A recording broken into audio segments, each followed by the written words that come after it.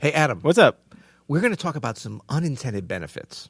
What about intended consequences? Well, that would be good, but that would be the converse of the unintended benefits. But we're going to have a little bit of fun today.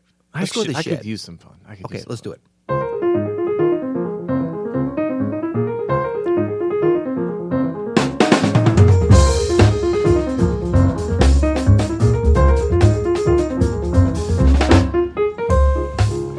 I'm Adam Ennis. And I'm Peter Martin. And you're listening to the You'll Hear podcast. Real talk from two players. That's a new one for you. Wait, what? Real talk from two players. Yes, because that's what we do here.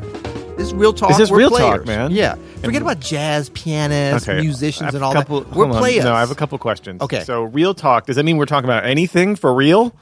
Well, we're talking about a specific subject as we do. We're very good at staying on script. We're also very good at leaving the script, even burning the script, crumpling the script. We're known to shredding burn. the script, hiding the script. No, actually, this is a very, I think, intentional episode today. But we like to keep it real here. We do. We don't just like take the stuff and regurgitate it. So, it's new year, new me, new you, new podcast. So we're going to we're anti-New Year, new me. Oh, that's right. That's right. Yeah. No, but I just, I like to try out the different slogans. We all know. We all know the slogan. We'll see how it goes. Let us know in the comments. If you're not on the YouTube, that's fine. But go over there to leave a comment. I have one more question. Yes. What is the slogan again? Real talk from two players. Oh, did you write it down? Okay. I wrote it down. Look, you want to see how I spelled it? Okay, it is players with a Y-A, players. not an right. ER. Because we're piano players, right? Real talk from two players. What is it? I'm not a player. I just crush a lot. That's how I feel sometimes about the piano. Yeah. Exactly. No, I'm excited about today's episode, man. You've been doing this 30-day challenge. Yes. And it's been a 30-day practice challenge. It's a 30-day practice challenge. You did this right before the pandemic, from what I remember. We were in Yes. New Orleans. I remember you just trying to find pianos in the hotel in New Orleans at the Gen Conference, trying to keep your 30-day challenge going. Yep. And that was really great. What was that one? Was that a similar thing? It was the same. Well, it was the same concept, same guardrails, same kind of construct, which was break it down. Practicing something, anything. Well, I would give that to folks as a suggested thing. But you would practice that phrase or that scale or that line in all 12 keys every day. Yeah. And this year, there's been a little bit of confusion because some folks are like, oh, wait, do I practice that each day in a different key? Well, that would be nice, right? Yeah. But it's not that easy. But it's not that hard easy. I kind of vary it. But basically, I'll give a phrase like I think today is,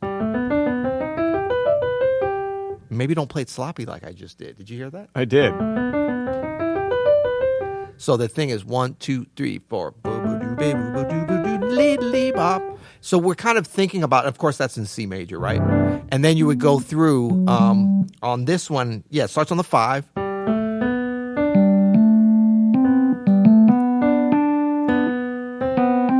And then minor third, major third. And that's the only non-diatonic part. What was it? Up to the 9th. Yep.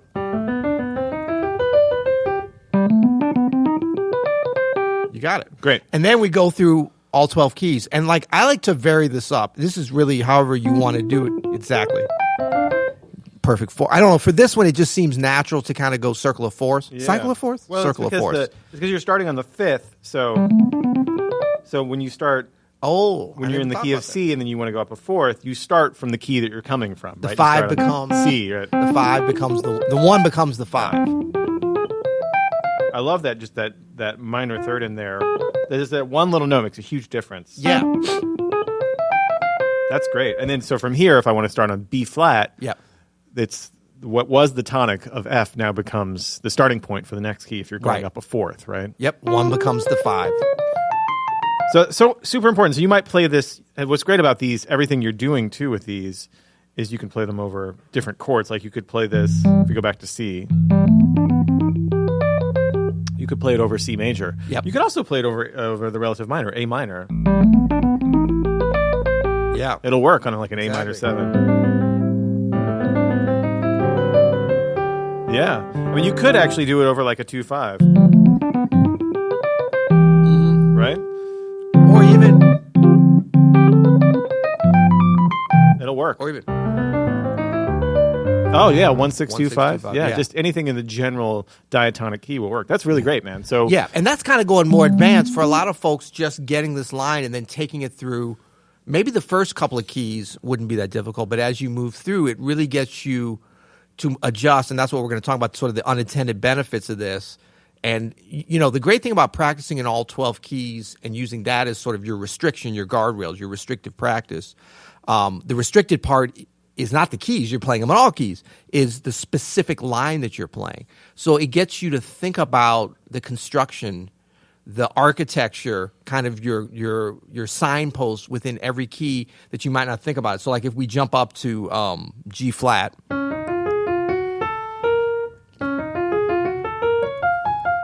there's a couple things that we're still thinking about. What is the 5? Right. Up to that 7 to the 9th, and then that minor third, major third. Everything's the same, but yeah, that's tough fingering wise. Fingering, definitely one of the unintended benefits. Yeah, for sure. Yeah, so let's maybe talk about. So we should break down the architecture of this line and kind of demonstrate how you can do that with any line. Yeah, but let's talk about the unintended benefits of putting something in 12 keys. I would say, first of all, what are the intended benefits? The intended benefits are that you practice in keys that you might not be familiar with. So like G flat, right? It's very rare that you might play something in a bebop context like this line, I would say has, notes of that, you would be playing a 1 6 2 5 or rhythm changes in G flat, right? Or a blues in G flat. That's not something that you would really do very often. So an intended consequence of practicing everything in 12 keys is that, yes, you're more familiar with G flat. I think that's definitely one of them. The other one would be, the act of like transposition, you could say, you know what I mean? But what would be the unintended benefits of doing this? Like, what is something that people are getting that they might not realize they're getting? Yeah, well, so you hit on one of them, fingering, certainly for pianists, but I would say for every instrument that does bass, guitar, trumpet, there's like you're having to navigate the same line, and you could think, okay, well, you just adjust for that. But if you're thinking about it, I try to place these every day in the context of some kind of feel and groove. So the idea is like 1, 2, a 1, 2, 3, 4. So we're starting in C. Yeah. But you're sort of getting what the phrasing, that sort of bebop phrasing. So the challenge with the fingering becomes not just how do you get through the line, and you can certainly can and should slow these down to wherever you can execute them, but it's not just being able to play the notes. At first it will be, but it's also about being able to play. So like when I was going up without going under to 4 and 5 there, and it's very difficult to execute that bebop phrasing on that line if you don't change the fingering. So that's like making those fingering adjustments on the fly. And look, these are going by every day. You don't need to like work out the fingering, and I'm not going to give you the fingering. The idea is like if you're improvising these lines and you hear that in these new keys, how do you make those adjustments? Not so that the fingering is perfect, but so that you catch the key parts of that phrase with some fingering that can bring out that phrase. Yeah, definitely. The technical aspect of this is unparalleled. If you want to get good at playing, like how you play the instrument, doing things in 12 keys is the best way to do it, because it forces you to have to solve these problems that if we're being honest, if you don't work on it intentionally, you'll just avoid when you improvise, right? It's just like, oh, I can't do that in G flat. I don't need to know how to do that. Or I'm too scared to attempt it because I'm on stage or whatever. Like this forces you to solve technical problems that need solving. You also mentioned like hearing it, and I would say that's probably one of the biggest unintended benefits is that it's ear training, because because we're not transposing, you don't want to think like up a fourth, right? No.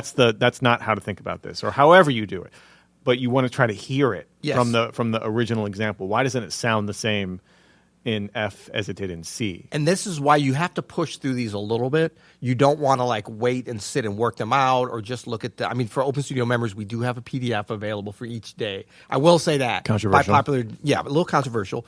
But no, it's super helpful, especially if you don't have a lot of time on these. But if you have time, the best way is to push through a little bit ahead of your comfort zone, so that you should be making, and this is the way I practice. This comes out of like still the way that I practice. So I know this from personal experience, and I know how much it's helped me. But you need to push through where you're making a few mistakes. So in other words, I would want to play this at a tempo that really causes me to have to play and sort of finger without being able to stop and think. If I play it at,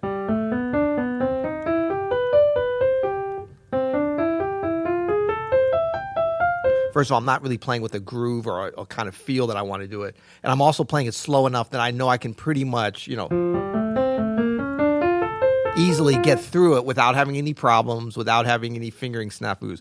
But the way I practice this would be, and actually I do this for a little more challenge. Sometimes I just go left hand. Yeah.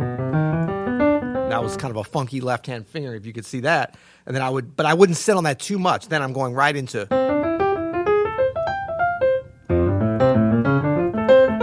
I mean, And this is like them that when you're having to really pay attention, and if you're making a few mistakes, that's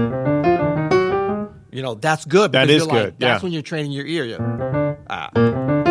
And see that just there, I had the thumb on the B flat, and that's already messing me up. So I go to 2. I didn't play the minor third, but I heard it. Right. Yeah, the ear training here is so important. Yeah. So you want to be pushing through a little bit quicker than your comfort zone. Well, and as you added that left hand, it really got me thinking about one of the huge benefit of this, really, and like the thing that's sort of baked into it that you can't recreate any other way, is that it forces you out of your comfort zone. Yes. Right? So some things, like you could come up with a line and it probably lays really well in your hand, maybe in your right hand. Yeah. When you start adding it in your left hand, when you start taking it through all 12 keys, that naturally is going to be hard. Unless you're a guitarist. Well, yeah. No, it's going to be harder for you. And I think this is where a lot of people fall off here, and they might not understand the context of it. So, like, the pain of it being difficult. Yes. Is the learning process. That is what you want to feel. No pain, no gain. So you have to sort of like frame it as an analogy that gets used about this, especially with like personal growth or whatever, is that pain is necessary, and you have to be able to frame it like it should be hard. I should fail at this.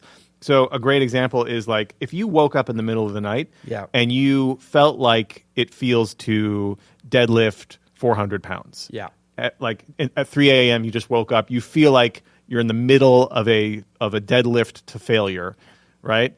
That would be an emergency. It would be a medical emergency. Yeah. But as you're practicing lifting weights or trying to get more weight on, you have it in the frame of mind of like, this is going to be uncomfortable because it has to be. That's why it's good, right? Yeah. So make sure that you have this frame. A lot of people want to stay in their comfort zones as they're learning things, but that's not how you learn. You have to sort of force yourself into harder and harder things. Taking it through 12 keys should be difficult. It should make you feel uncomfortable. It should be a challenge, and that's why it's good. Exactly. And I like that you kind of pivoted there from pain to discomfort, and that's the key. Of course. Yeah, not physical pain. That's what I want to talk right. about. And, but even at the piano, that can be a thing. Certainly with lifting weights, like we want to, I made a joke, no pain, no gain. Actually, that's not the way we want to approach this. It's more like no discomfort, right. No gain. We want to get out of our comfort zone. We don't want it certainly not to be physically painful, but we also don't want to be moving through so much that we're slopping our way through it. A few little mistakes that we stop and correct, that means it's like the pacing of it. Just like you don't want to add so many weights that you're harming. I mean, well, the thing is, you do have to kind of break down your muscles and then they rebuild. Yeah. But it's like, how do you get into that zone where it doesn't break you down so that you have to take too many days off, where you're actually injuring yourself? But it's similar to what's going on in our brains when we're learning things. We have to carve these neural pathways, right? These new networks. Did you just say neural pathways? You get me excited when you say that. Come on now. I know this guy loves that. But you do. You can't just think your way, okay, I'm going to play this lick in G flat. Yeah. You have to be able to develop some discomfort, fail, relearn it, forget it. You know what I mean? Relearn it again. It takes several times of learning it, forgetting it. And great musicians, people who are really good at learning stuff quickly, they do that at a very quick pace where they'll learn it, forget it, learn it, forget it, learn it, forget it, learn it. Oh, that process is so valuable. It hurts. It's hard on your ego too. It is. But I mean, look, we're doing this in the practice room on our own. Don't look at this as I want to share, and I mean, people are sharing their practice challenge, which is great, and I love seeing that. But don't feel like what you have to share has to be perfect. It really should be about the process. That's why on some of mine, I leave in if I make a mistake or something, because I want people to see this is the way I practice it. And there's a difference between sloppy and being on that edge of discomfort where you really have to focus in, because it's that's probably the biggest unintended benefit of this kind of practicing, going through all 12 keys, taking the same thing but pushing through to those uncomfortable areas. It gets us to think on our feet in a way, think lighter on our feet, just like we need to do when we're improvising. It's like the difference between someone that can do and they can rip through that. It's like, well, take it up a half step. Can you do the same thing? No, you Yeah. can't. And I'd like to say that's a great demonstrator of playing sloppy, but I'm actually trying to play that. So it's like, now what do? I don't take this down to like, or maybe I do take it there, but I don't take it down to like, wait, what did I play here exactly? It's like, no, it's a new thing. How do I get my fingers adjusted? How do I get my ears adjusted to hearing that, to really, So I played that E at first, but I heard it, I mean, I can feel myself on that edge, and that's where the development happens. So important. And then you're also, That might I be think, tomorrow's, probably by the way. the last huge benefit Yeah. is that you're learning how to learn things in the key of music, which is a term that you mentioned in one of your videos. Very popular video, by the way. Congrats on this one. Hit video for Open Studio called How to Learn Anything in Any Key. How to practice. What is it? How to play in every key. How to play in every Something. key. I don't Something know. like that. We'll link to it below. Title's not important. What is important is you mentioned something that you had heard from Ellis Marsalis or someone, Yeah. Ellis Marsalis. possibly Nicholas Payton. Via Nicholas Payton. Via Nicholas Payton. OG. That you want to learn things in the key of music, Yes. right? That you don't know it unless you know it in the key of music, meaning that it doesn't matter what key it's in, you can figure it out. You Right. can't do that, again, just by thinking about it, by conceptualizing it. You actually have to experience it and practice it. And so this practice of taking whatever you're working on, whether that's a bit of melodic content or even voicings or melodies to songs, Yep. to every key is the only way to really practice things in the key of music. And that's how you get better at it, so that it's, if you want to do things like take your, what was it? Yep. To different keys, you know how to do that pretty effortlessly, right? You can, Right. at least you know what the process is going to be like. The Right. more you do it, the easier it gets. Absolutely. Oh, it's called How to Play Any Song in Any Key. That's a great title. Yeah. Memorable. Yeah. That's what I like. And it really, I mean, some people are like, oh, wow, you didn't teach. I taught you the system on how to do that. Yeah. And big shout out and reps to the great Ellis Marsalis for teaching me that. And, it's also like when you say things like that, play, practice in the key of music, practice in all keys. These are aspirational things, but they are achievable. Yeah. Like everybody can practice today, the phrases I'm giving, and you can check out the 30-day challenge it's on my Instagram. We'll have links below, Instagram, YouTube. I think it might even be on the talks, as the kids are saying, Yeah, the yeah. tiki-talkies. But the idea is that there's always something we can practice. If that's a major scale, a lot of us need to practice that, But, if you can do one thing, if you practice one way, this, I think, is the most important thing. If you have a little bit of time to Yeah. take it through several keys, Yep. because most of the music that we play has to deal with all 12 keys. We're not playing There's going to come a three time. chord.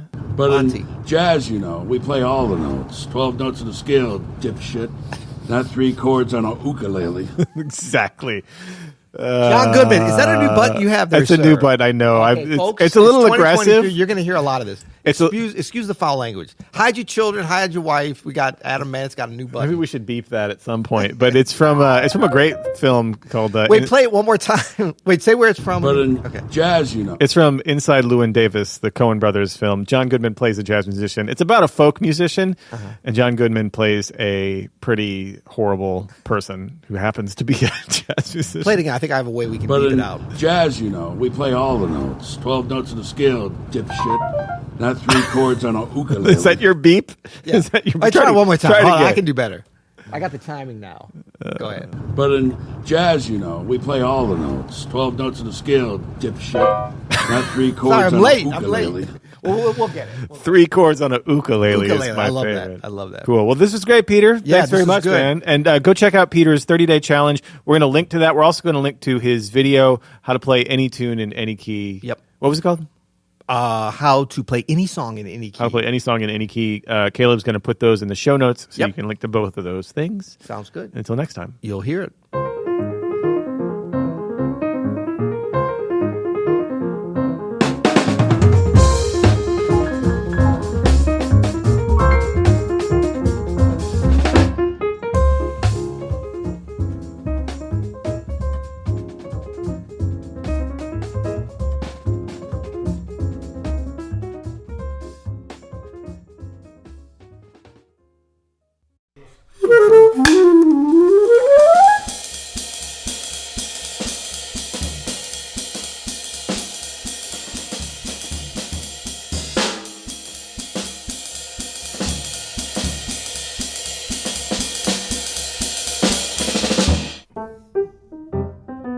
I'm in Steamboat Springs, Colorado currently. I'm in Indianapolis. Hey, how's it going, guys? Andrew, hi. Because I feel inspired to play something else from your playing. Okay, that's great. I think using the metronome is a great tool, but it's not the only tool. All of the answers are really in the music. What does it mean to live in a groove, be in a groove?